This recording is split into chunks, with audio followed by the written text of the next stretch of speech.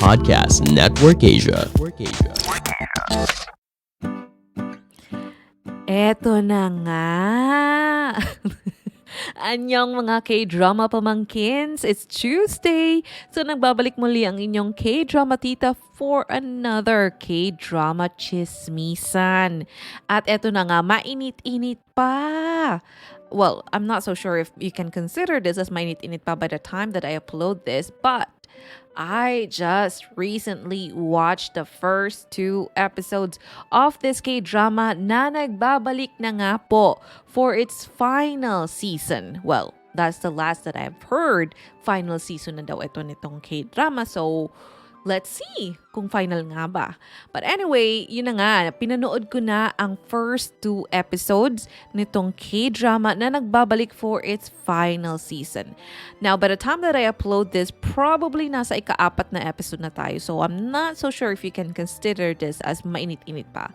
But anyway, eto na nga. So, etong K-dramang pag-uusapan natin na ito ay kinahumalingan ko. Yes, in a way, still kinahumalingan ko kasi sinusundan ko siya talaga every weekend. Simula nung June, nung una siyang nag-air. So, eto na nga ang kanyang final 10 episodes.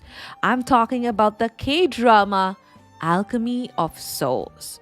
Now, in case you haven't heard, the Hong sisters, my favorite writers, one of my favorite writers of all time, have again another K-drama that started actually way back in June.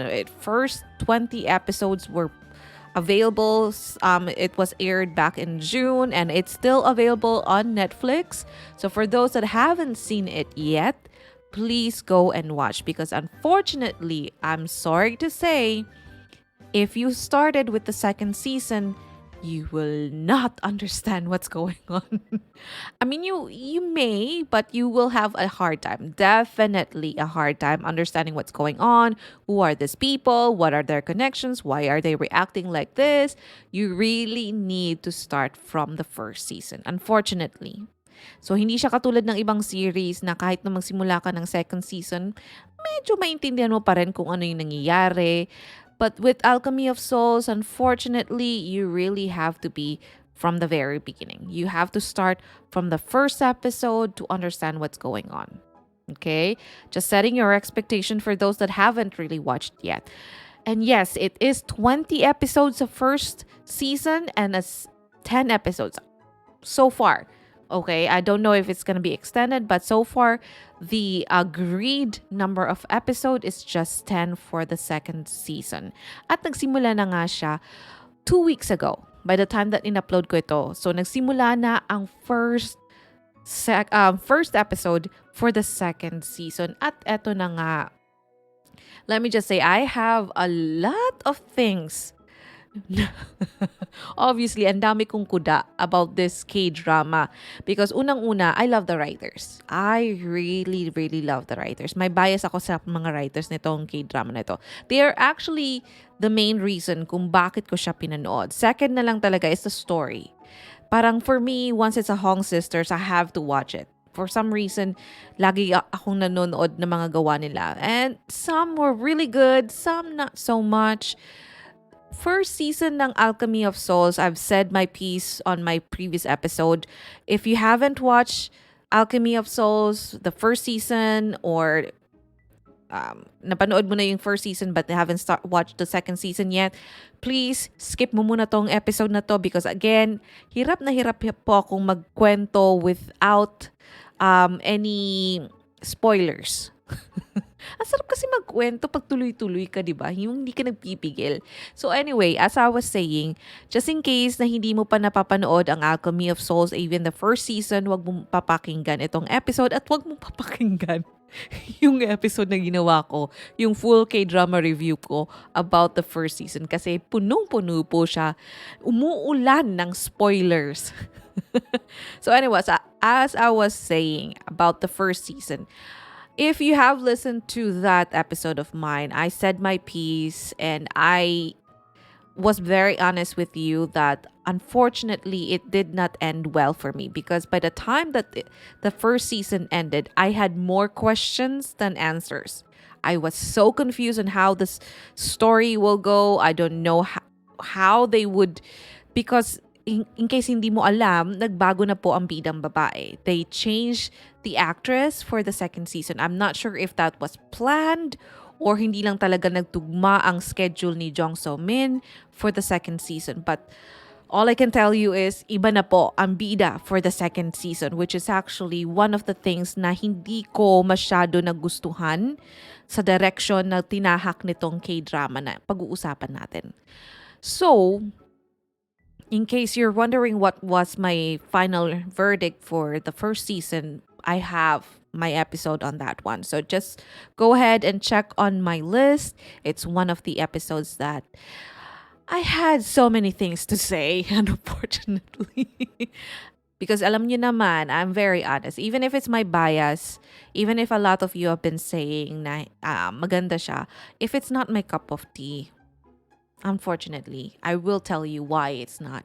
Okay? And again, that's fine. If you like the first season, if you like a K-drama that I didn't like, or I like a K-drama but you didn't like it, that's fine.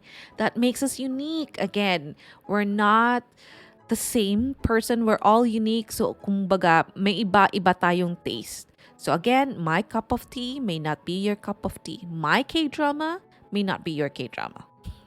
See? Anyway, so eto na nga. The first season ended in a rocky situation because again, they had to change the actress. So the way that I'm thinking is, paano mo ilulusot sa kwento yung nagbago yung muka? My initial thoughts were, magpe-pretend na lang ba yung mga viewers na ang ating bidang babae ay hindi nagbago? Yung muka ay same. Kumbaga, si Jong So Min pa rin ito. Okay? Although the face is completely different, but then, pipilitin mo ba yung viewers mo?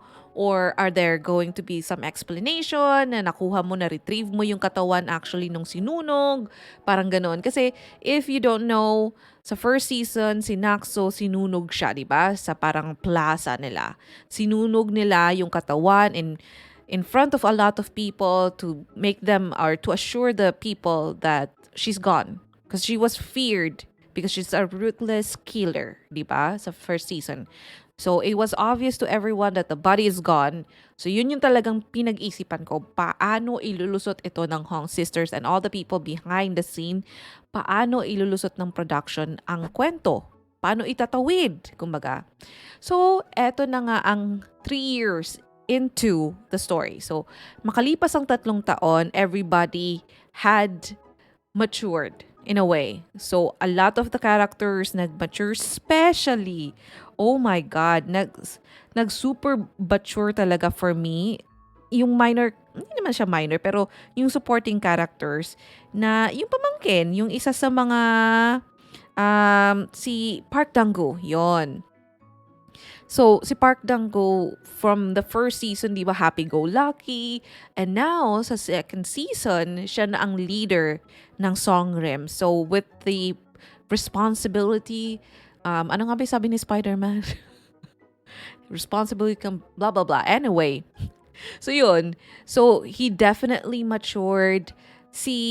Of course, yung bida natin, si Jang-ok, definitely matured. Although, mature naman siya kahit papano, pero mas naging mature siya sa second season and mas naging mabigat and mas naging dark yung character niya, mas malungkot, which is obvious because of what he had to go through, diba? So, kahit na sabihin natin this is 3 years after the last incident na pinakita doon sa last episode ng season 1, ang hindi pa rin mawala-wala syempre yung kanyang heartache, diba? That the person na minahal niya would be the person that would stab him and kill a lot of people. And yun nga, losing that person was really hard.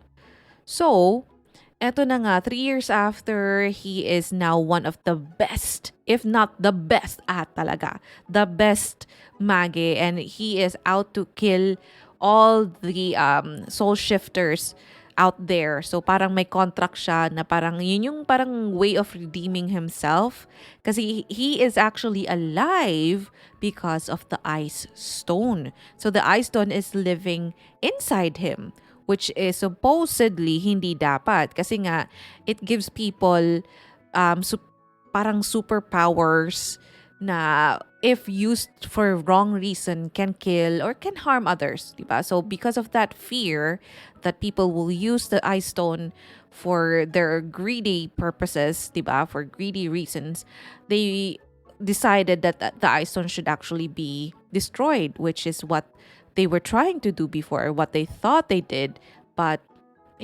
something happened in the past. Ang haba na ng kwento eh. So, wag ko na. Basta yon yung ice stone na sa katawan ni Jang-ok. Okay? So, 3 years after, he is naging alcoholic na si kuya mo, actually. Kung iisipin, kung totoong tao si Jang-ok, mag-worry na ako sa kanya. Kasi 3 years na siyang sinusunog yung atay niya sa napaka-strong na mga alcohol.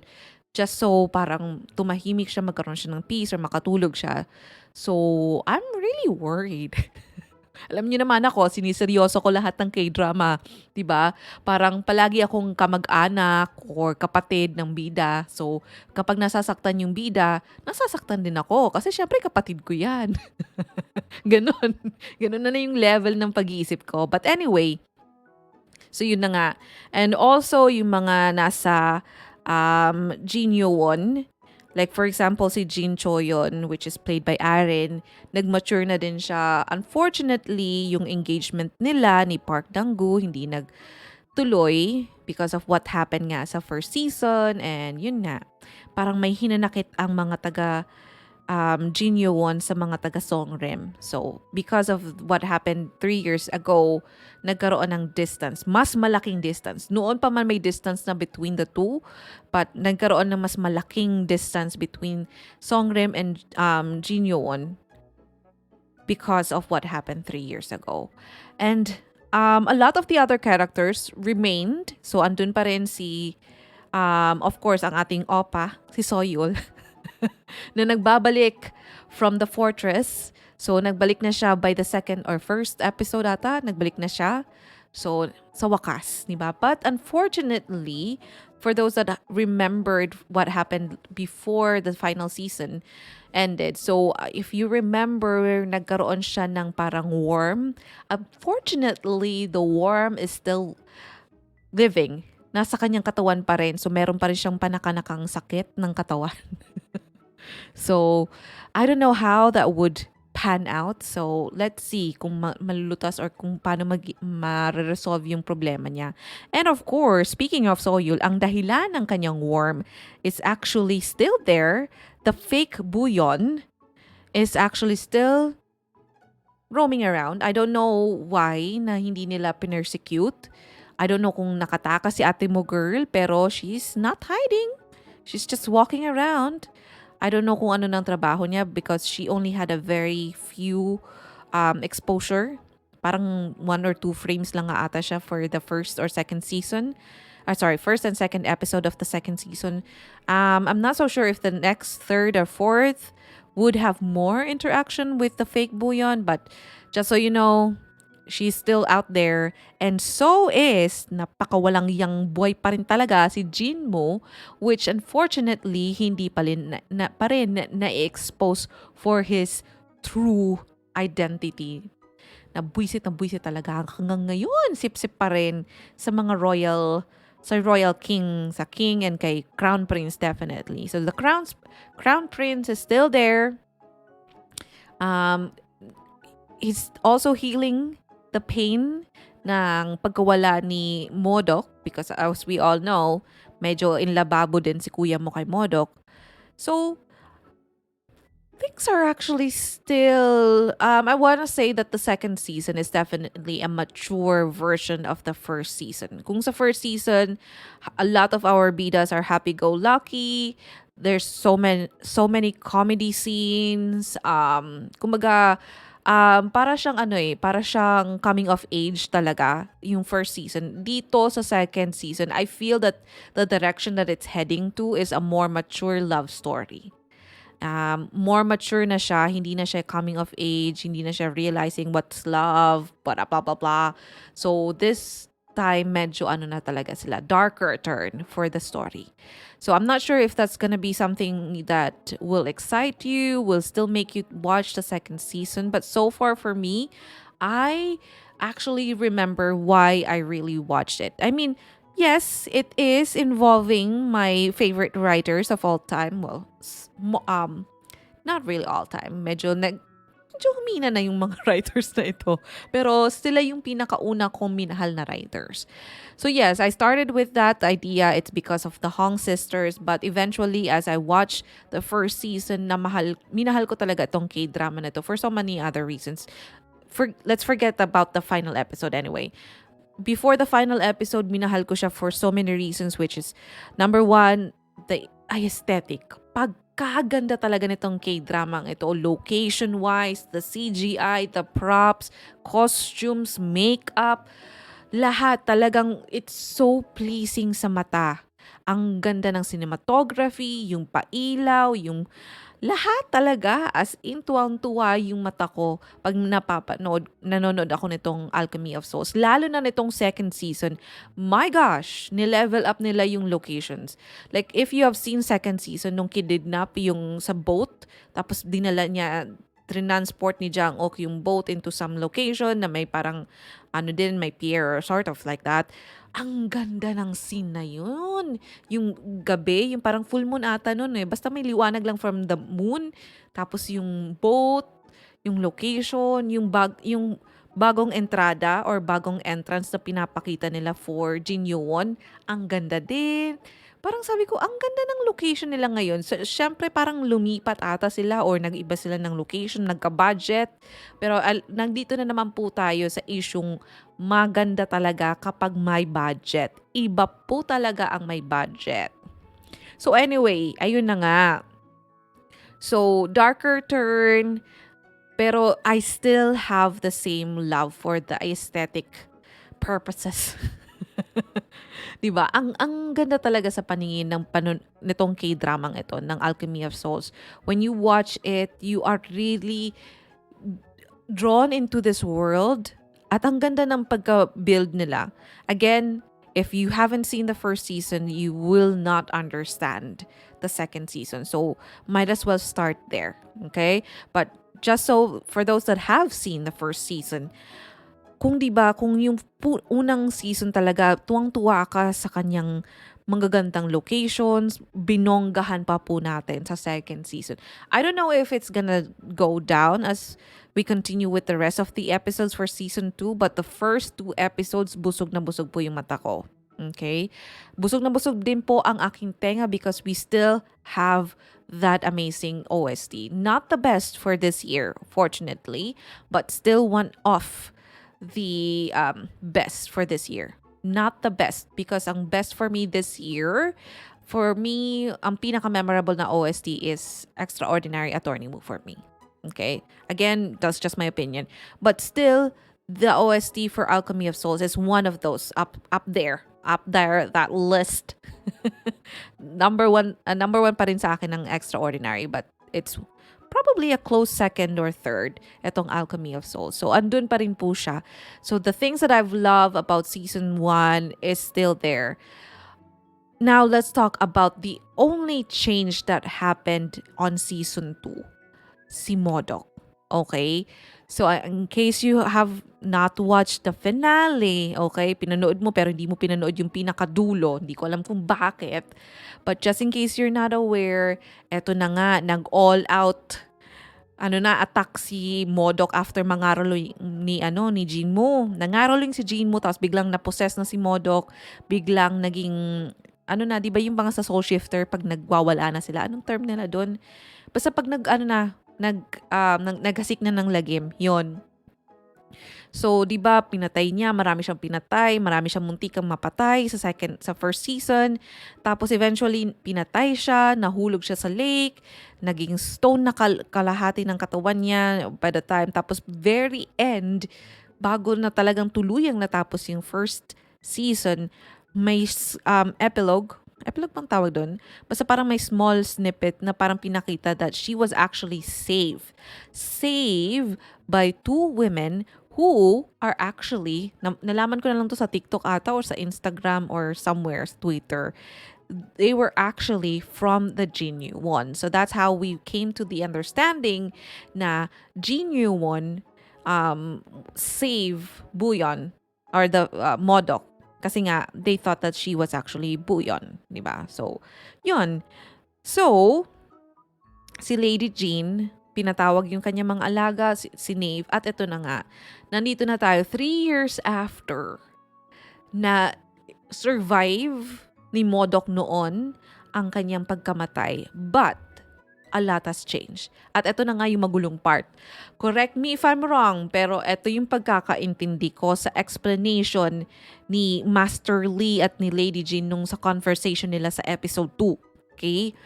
Diyos ko, bear with me. I'm gonna try to explain this as slowly as I can. Para magkaroon tayo ng understanding kasi talagang ngayon pa lang iniisip ko parang tama ba? Pagkakaintindi ko kasi gulong-gulong ako. Paanong nagkaroon ng ibang mukha? Ano ng understanding natin? Sino na ba to? So apparently what happened is si Modok, 'di ba, was actually Jinbu yon. Modok lang yung naging name niya kasi parang nagkaroon siya ng amnesia. But she's actually Jinbu yon. So nung nagkaroon ng soul shift, hindi technically nag-shift. Parang nakulong, na-entrap yung kaluluwa ni Naksu sa katawan ni Modok / Jinbu yon. So, nung nagsama silang dalawa doon, so parang isang body, dalawang soul. So nung namatay na, so nung naging wild na si Modok. So technically namatay yung katawan ni Jinbu yon. Okay? Ay ni Modok or ni Jinbu yon. Anyway, pareho lang yon. Na-save sila pero namatay na rin yung soul ni Jinbu yon. Or ni Buyon, yeah. Namatay yung soul ni Buyon, namatay na din yung soul ni Modok kasi isa lang naman silang tao. Jinbu yon. Namatay yung soul ni Buyon. Na-retrieve nila yung katawan. Ha? Ano daw? Teka lang. Okay, ulit. Namatay yung soul ni Buyon, pero na-retrieve yung katawan. So, yung katawan ngayon ay kay Buyon. Okay? Pero yung kaluluwa na nasa katawan ay si Naksu. So, since mas malakas yung katawan ni Naksu, or yung mas malakas yung energy ni Naksu, na-retrieve nila yung kaluluwa na magkaroon ng host yung katawan, pero yung naging na-retrieve ni Master Lee ay yung kaluluwa or yung energy ni Naksu. So, technically, ang pagkakaintindi ko, katawan ni Buyon, pero soul ni Naksu. So, bakit iba yung mukha? Kasi katawan naman ni Buyon, di ba? Nag-iba ang mukha kasi technically patay na din yung katawan. Yun yung pagkakaintindi ko kasi naging bato na nga siya. Pero dahil na-retrieve ni Master Lee yung energy nag-transcend. So parang nagmo-morph si Buyon into Naksu. Kaya ang mukha ay si Naksu. O, di ba? Nahilo din kayo, no? Pero yun yung pagkakaintindi ko. To make it short, nag-morph si Buyon into Naksu kasi si Naksu yung na-retrieve na energy. Yon. Okay.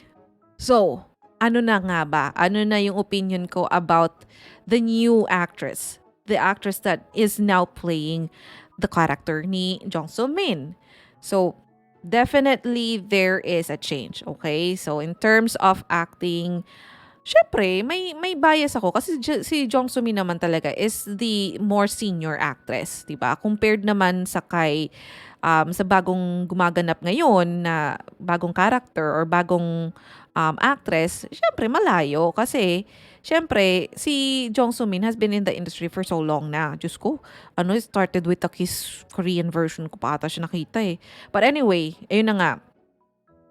So, na-retrieve yung katawan, na-explain na yung pero yung acting, I wanna say na syempre iba pa rin yung itsura ni Jong So Min, iba pa rin yung mga quirks niya, pero this is actually not bad so far. The actors that plays the character of Jin Boyon now or si Naksu before is actually not bad. I mean, she's really okay for the role. I don't think there's um much to critique at this moment kasi first two episodes pa lang. And so far, si ate mo girl, palagi lang naman tumatakas. So, I wouldn't say na namimiss ko na so far, but it would have been so much easier to understand how the story goes when it's the actual face of Jong So Min, di ba?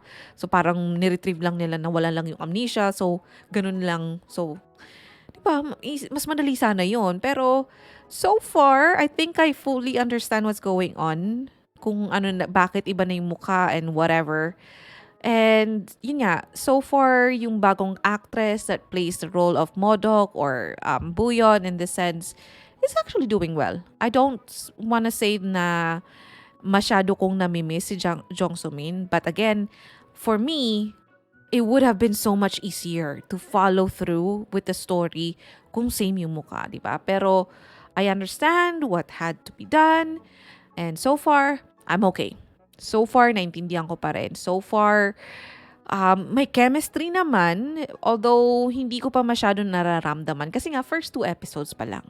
Okay? So this is just my initial reaction on the first season or the first two episodes of the second season.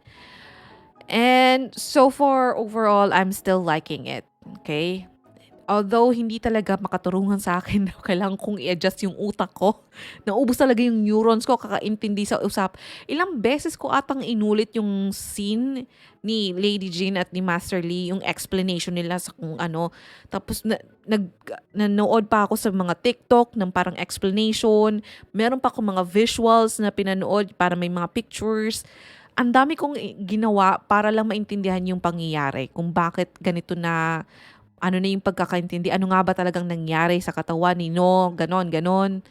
So far though, aside from that, everything is actually doing well. I mean, the story's going on smoothly. I couldn't ask for more, although gusto ko mamatay na si Jean mo. Pero so far, okay naman. There are just a few more mysteries. Like for example, gusto ko malaman kung paano nila matutuklasan si Jean mo. Also, paano nga ba, I think the way that the story is heading now is that they're trying to explain or to focus now kay Jin Boyon on how she would retrieve her skills. Yung nawala niyang power, which is finally nakuha na rin. Ito talaga yung inaabangan ko kasi I've mentioned this on the first season or on my K-drama review of the first season that I was a bit disappointed because parang at the start, they made me believe na it's gonna be they're gonna put an equal importance on Modok or Naksu retrieving her old power and also Jang-ok unleashing his power. So I thought that was how it will go, but unfortunately, the first season focused more on Jang-ok na naiwan talaga si Modok or si Naksu or si Buyon. I don't know kung ano ng pangalan niya. But yeah, si ate girl. So napag-iwanan siya. Jang was able to move from level 0 to the highest level in the role of Maggie's, diba? So he got all the powers. He learned to master his skills in a very short span of time. So I felt that it was somehow a letdown for me because again, yun nga, iniisip ko talaga that it was going to be an equal balance between the two of them. But I think now on the second season is when Jean Buyon will finally, parang ang tigas ng pagkakasabi ko nun, Jean Buyon, Jean Bilog. Anyway, si Jean Buyon would finally emerge and finally retrieve the power. Pero ang question ko naman ngayon is, which power? Kasi remember, si Jin Buyon, the real Jin Buyon, has a stronger power in terms of aura and the Jinyuwon powers. But Naksu is a mag. Parang, di ba, warrior siya, di ba? May mga tanso, marunong siya mga ganon, di ba? So, the moment na ma-retrieve niya yung memory niya, which I think is going to be what the whole second season will be about, retrieving memory, retrieving her skills. So, di ba parang ang sabi, the second episode left off with if the memory is retrieved, then that means, or if her skills is retrieved, then her memory will be retrieved. Therefore, hindi na siya si Jinbu yon. She would finally realize that she's actually Naksu. So, yun yung ayaw nung si Lady Jean. So, I'm very interested. I'm very interested again with this K-drama. I am looking forward definitely to what will come on the next 8 more episodes. Um, I'm really looking forward na finally mabibigyan na ng chance that this time the story will finally focus more on Jin Buyon. Kasi tapos na si Jang Wook na. He has achieved the best of the best level na. So finally, this time, magsashine na si Jin Buyon, which is actually what I was hoping for sa first season. But I guess they were reserving that for the second season. So yeah, those are my initial thoughts for the first 2 episodes. Again, I've only watched the 2 episodes by the time that I recorded this, so I'm not sure if the things that I have asked or have mentioned in this episode are already explained by the third and fourth.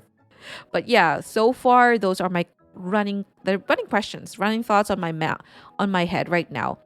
Paano pag na-retrieve na yung memory? Aling powers? Paano ma-retrieve? Ma-retrieve nga ba yung powers? Things like that. And of course, paano malalaman ni Jang Wook? I'm so excited for that. Paano niya ma-realize? The moment na ma-realize niya na Jin Buyon is actually Modok. Oh, diba? Oh my God, I'm so excited for that. So, are you also excited? Are you also one of those that are watching it now? Naghihintay ka din ba every weekend katulad ko? Diyos ko, ang hirap na naman po. Itawid ng mga weekends. Gustong-gusto ko na mapanood yung mga next episode. But anyway, if you are also watching the second season of Alchemy of Souls, let me know your initial thoughts. I want to know, are you also so far liking how it is going from the first season now to the second season? And also, please explain nyo nga ulit sa akin. Kung mali man ang pagkakaintindi ko sa naging transition ng katawan to the mukha ni Naksu. Kasi sa second episode, sinabi di ba ni Jingmo, or ni Jangmo, ay sino ba yun? Yung nagkakarol na na hindi yan ang mukha ni Buyon, yan yung mukha ni Naksu. And even si fake Buyon said that this is actually not Modok. That is not the real Jin Buyon. Oh, di ba? So, if mali yung explanation ko, please educate me kasi hilong-hilo na po ako. Gumamit po kayo ng mga small words and mga visuals para maintindihan ko po kasi hindi pa rin po ako sure. Although yun yung pagkakaintindi ko, nag-end na yung thoughts ko doon na ito na, mag-agree na tayo na ito yung explanation. So, hindi pa rin po ako sure. So, let me know if in case I am again wrong with my explanation. So, please let me know. All right, and that is it for me. If you have any questions, if you want to share your thoughts as well, please let me know. I am available on all social media. I have Facebook, Twitter, Instagram, TikTok, and it's all at inyong Tita. And until the next Tuesday, good night, kids. I love you, Bruno Mars.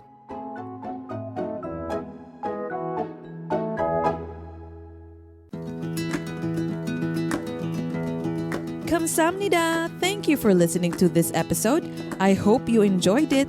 Don't forget to rate us 5 stars. And if you want to be updated, make sure to follow the podcast, hit the notification bell, and also follow me at Inyong Tita on Facebook, Twitter, and Instagram so you won't miss out on anything. And catch our weekly deep dive K-drama conversations every Tuesday on Spotify, Apple Podcasts, or other podcast streaming platforms here at your favorite K-drama show with your favorite K-drama tita. Annyeong Tita!